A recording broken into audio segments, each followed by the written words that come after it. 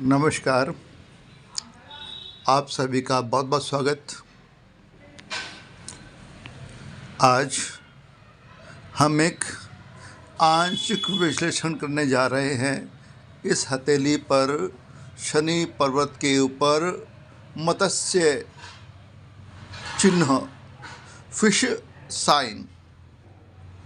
अब देखिए, ये इस हथेली पर शनि पर्वत ठीक है, ऑलमोस्ट फ्लैट। तो शनि के तो बहुत सारे कारक हैं: भाग्य, धन, रोजगार, न्याय, दर्शन, चिंतन, गंभीरता,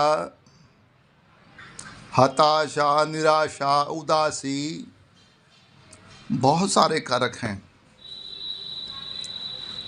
और समतल का मतलब होता है वेल डेवलप्ड। ऐसे में शनि पर्वत पर अगर फिश साइन उभरे, देखिए ये शनि की उंगली, ये इसका बेस, और इस बेस के एक्सट्रीम राइट की तरफ थोड़ा स्लैंट करते हुए यहाँ फिश साइन उभर रहा है। सामान्यतः इसको माना जाता है कि बहुत शुभ है। किसके लिए? संपन्नता के लिए। और काफ़ी हद तक ये बात सही भी है। अगर शनि उंगली के आधार के एक्सट्रीम राइट की तरफ थोड़ा स्लैंट लेते हुए ऐसा फिश साइन बनता है, तो इसका मतलब है सामान्य तौर पर कि जातक संपन्न बनेगा, धनवान बनेगा, सफल बनेगा। थोड़ा विलम्ब हो सकता है, लेकिन बनेगा जरूर।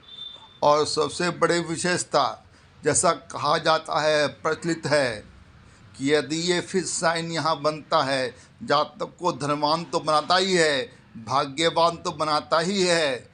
ऐसे में इसकी खास विशेषता, और वो है कि ऐसे लोगों का दुश्मन अगर बुरा करना भी चाहें तो कर नहीं पाते।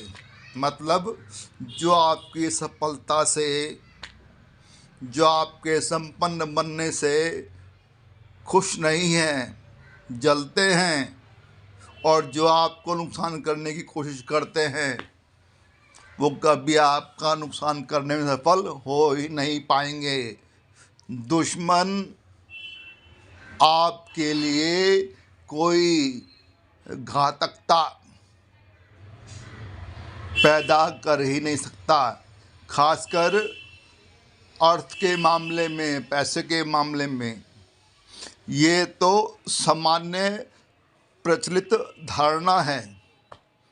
वास्तव में ना, जो ये सैटर्न उंगली है, इसका बेस, इसके बेस का जो एक्सट्रीम है, ये यहाँ से लेकर और तकरीबन जो इंडेक्स फिंगर है उसका ये एक्सट्रीम लेफ्ट एरिया, जो ये बीच का एरिया है ना, ये ईमानदारी से इशारा करता है आध्यात्मिकता की ओर, धार्मिकता की ओर, कि जातक कुछ खास है धार्मिकता और अध्यात्म में। तो ये भी ऑलमोस्ट इसका फेस वहीं तक पहुंच रहा है। मतलब सैटर्न और इंडेक्स फिंगर के जो बेस हैं, उन दोनों के बीच की तरफ। ऐसे में इस फिश साइन का विशेष महत्व वास्तव में यह बतलाती है कि ऐसे जातक का जो धार्मिकता होती है ना, धार्मिक दृष्टिकोण, वो कुछ खास होता है। आध्यात्म के क्षेत्र में तरक्की करता है ऐसा जातक, खासकर ध्यान की गहराई में उतर जाता है, और जो उसे अनुभव होते हैं ना, रियलिटी, जीवन का सार, उन अनुभवों को वह किसी दूसरों के साथ साझा नहीं कर पाता, जबकि यह अनुभव होना ही अपने आप में बहुत ही विलक्षण बात,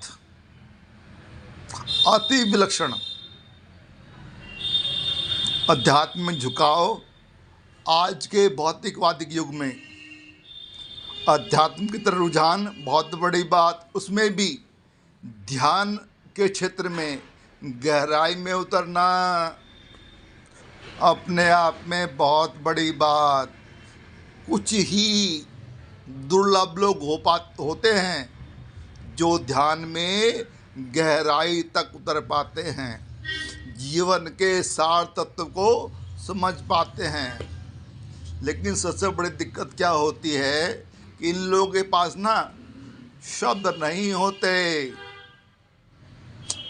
विश्लेषण करने के लिए अपने अनुभव को, जो ध्यान से उन्हें गहरे अनुभव हुए हैं ना, उनको शब्द में बयान करने के लिए उनके पास शब्द नहीं हैं, तो लोगों को वो अपने अनुभव साझा नहीं कर पाते, बता नहीं पाते। अगर किसी तरह कोशिश भी करते हैं तो लोग विश्वास ही नहीं कर पाएंगे, क्या ऐसा संभव भी नहीं है। तो ये दिक्कत तो होती है कि जातक के पास में अपने अनुभव को साझा करने के लिए शब्द होते नहीं हैं। जैसे कि मान लीजिए किसी गूंगे को गुड़ दिया जाए और उससे पूछा जाए इसका स्वाद कैसा है, अब गूंगा बेचारा क्या बताएगा, वो पहले से ही ऑलरेडी डम, कुछ नहीं बोलेगा, उसका इशारा लोग समझ नहीं पाएंगे। ऐसे यहाँ होता है, बस जातक ने पी लिया जीवन का सार तत्व, लेकिन वह इस सार तत्व का अर्थ औरों को समझा नहीं पाएगा। ये अद्भुत है। शनि पर्वत पर शनि उंगली के आधार के एक्सट्रीम राइट की तरफ जब ये शिशु बढ़ता है ना, तो जातक ध्यान की गहराइयों में उतरता ही है, पक्का पक्का। और देखो, ध्यान देना कि शनि के पास में ना धर्म भी है, और धर्म में कौन धर्म, थोड़ा सा ऑकल्ट वाला। तो यहाँ पर भी जो उसके अनुभव होंगे ना, इनको लोग नहीं मानेंगे, उसी श्रेणी में आ गया। मतलब जातक बहुत धार्मिक होगा और अध्यात्म में और खासकर ध्यान में खूब गहराई में उतरेगा। तो ये एक छोटा सा तथ्य, विशेष तथ्य शनि पर्वत पर उभरने वाली इस फिश लाइन का, जिसका अक्सर लोग मतलब निकालते हैं केवल धन से, और मतलब वास्तव में किससे है, आपके ध्यान से। आशा करता हूँ ये छोटा तथ्य आपका ज्ञान अर्जन अवश्य करेगा। वीडियो देखने के लिए आपका बहुत बहुत धन्यवाद। थैंक यू, शुक्रिया।